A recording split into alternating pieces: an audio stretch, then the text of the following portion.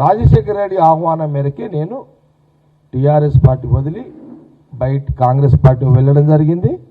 నేను కాంగ్రెస్లో పోవడానికి హరీష్ రావు మీద కోపము కాదు, హరీష్ రావు మీద ద్వేషము కాదు. ఆ నిర్ణయానికి హరీష్ రావుకి ఎలాంటి సంబంధం లేదు. ఆయన పిలవడము, ఐఐటి నేషనల్ హైవే రోడ్డు ఇస్తా అనడము, నేను పోవడము, రెండిటికి శంకుస్థాపన, రెండిటికి ఇనాగ్రేషన్లు అయిపోయినాయి. ఇప్పుడు దాదాపు ఐఐటిలో ఆ ప్రాంతంలో ఇప్పుడు దాదాపు 1500-2000 మంది ఎంప్లాయ్మెంటు.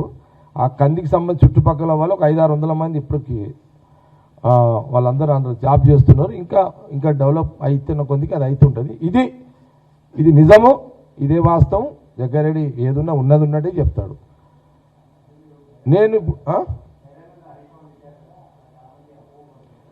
అది వేరు చెప్తే కదా, హరీష్ రావుని నేను రాజకీయంగా తిట్టడం వేరు,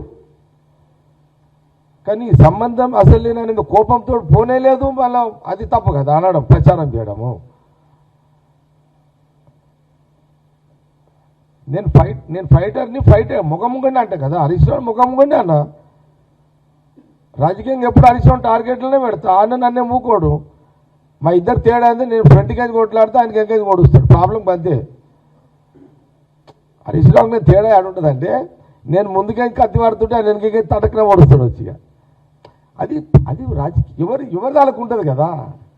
అది కూడా నేను హరీష్ రావు వెనకకేజ్ ఓడిస్తే కూడా తప్పనా? రాజకీయం అదొక రాజనీతి.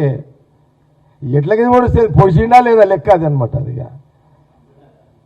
పొడిచినా చచ్చిండా లేదా, ఎట్లా చచ్చిండా చూస్తాడు ఎవడన్నా. కాకపోతే ఆలోచన విధానాలు వేరుంటాయి.